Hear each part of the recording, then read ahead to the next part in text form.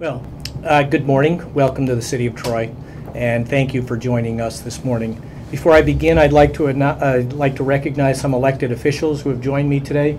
We have David Becember representing District 5 on the City Council, Anasha Cummings representing District 4 on the City Council, and Colleen Parator representing District 3 on the City Council. We're also joined by Carol Weaver from the County Legislature. Thank you all for joining us this morning.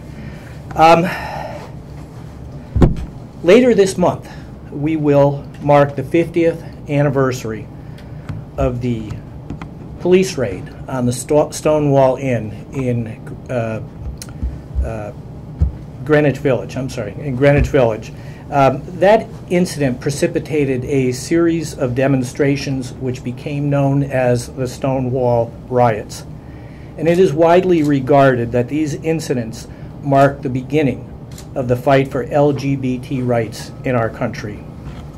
We stand here a half-century later, having achieved much, thanks to the tireless efforts and personal sacrifice of so many people, some famous, some who might be in this room, and many who remain unknown.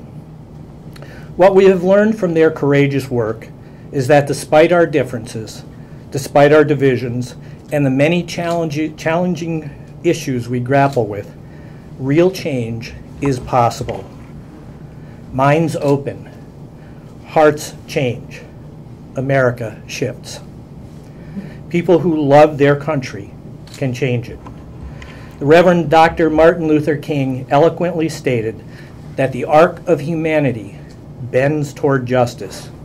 That's a beautiful sentiment, as long as we remember that it does not do so by itself. It takes a commitment to justice and a willingness to act on that commitment. Today, it is our task to ensure that those hard-earned goals are not eroded or lost.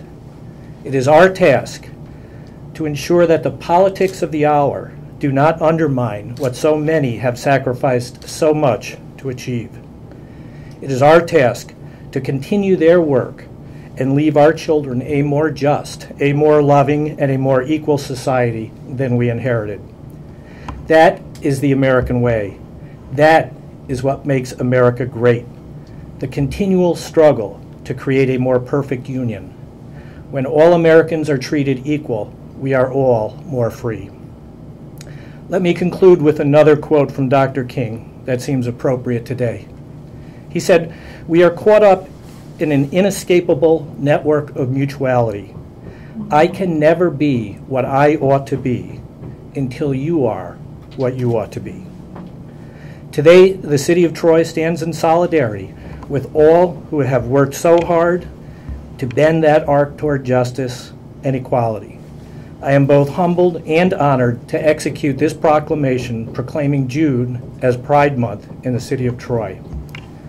At this time, I'm going to turn over the microphone to John Daniels to say a few words. John is a board member of the Pride Center of the Capital Region. John? Mr. Mayor, thank you. Thank you.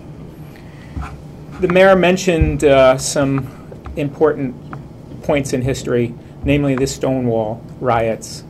The Pride Center of the Capital Region, as the oldest operating Pride Center in the United States, is integrally tied to those riots. And we're very happy and pleased that the City of Troy, amongst many other municipalities in the state of New York, have declared June as Pride Month. This year is especially important with the challenges we face on a national level and some local levels. The change that the mayor spoke of is not over. Gay marriage did not solve some magical problem. It is incumbent upon all of us in the community to make certain that the young people that are growing up today have those rights that we're all fighting for. The marginalized communities have those rights, and that's what the Pride Center and that's what Pride is about. So thank you, Mayor, for making June Pride Month here in the City of Troy, and we appreciate the great work that you do.